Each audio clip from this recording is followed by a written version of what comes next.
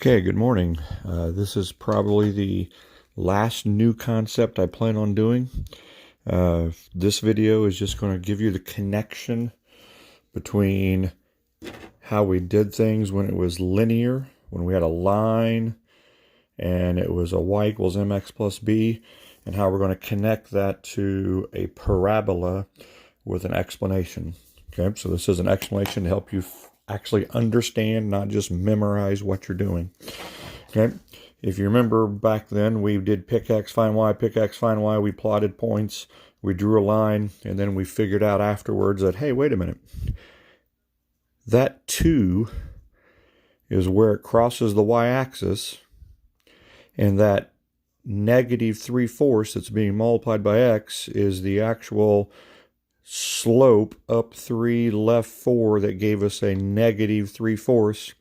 So it was a very easy shortcut of just saying, hey, all I have to do instead of pick x, find y is just look at that, and the 2 tells me where it crosses the y-axis, and this number tells me the angle or the slope of the line. Okay, so back when we did that, it was very easy.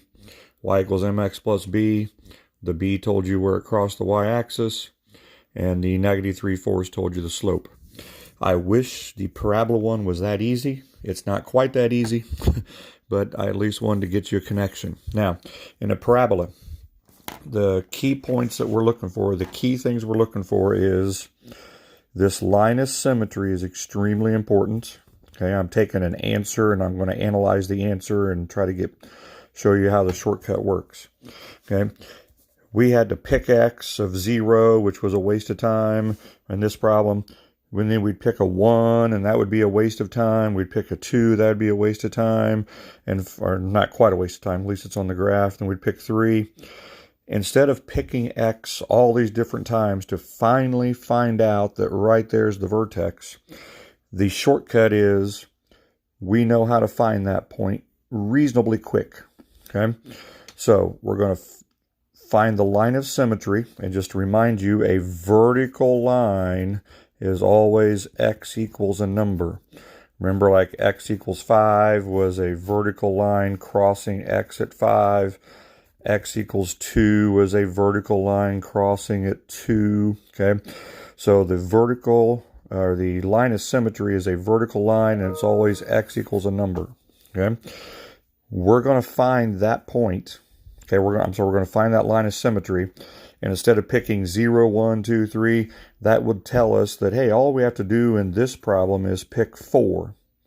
So we still are going to have to pick x, find y, but instead of doing it 3, 4, 5, 6 times, we only have to do it once. We're going to find out what x number to use. In this problem, it would have been x equals 4. We would plug in the 4, do the math, and find out that y would equal 3. So that would give us the 0.43, and that would give us that point right there. Okay? Now, the number in front of the x squared, okay, remember this is not an example, this is just me talking about it. The number in front of the x squared, it isn't quite slope like it is up here, but it's kind of like slope. This number tells us the opening, how wide the opening is. You know, is it going to be a really wide U shape? Is it going to be a very steep U shape? Is it going to go upside down? Okay, that number controls that. And what this number means is from our vertex, all you have to do is go up 1, over 1, and make a dot.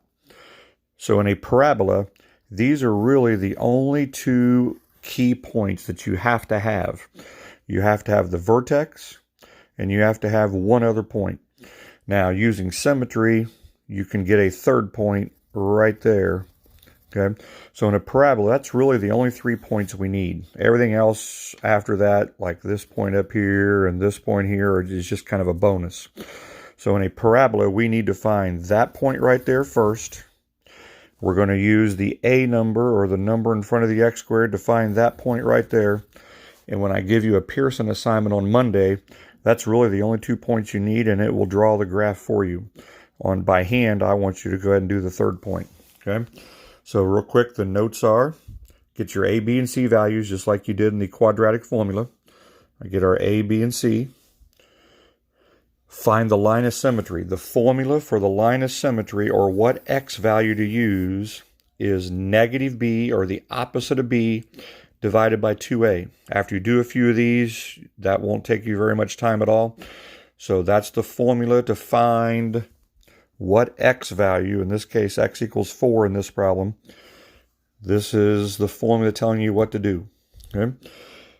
After you get that number, to get the vertex, you have to substitute x from number 2 that we got up here into y, the y to find y. Okay? So in this problem, we would have gotten x equals 4. We would have plugged a 4 in up here, and we would have got y equals 3. And that would have given me the vertex of 4, 3. Okay, every problem is going to be different. This will tell you the x number. You'll plug it in and find the y number.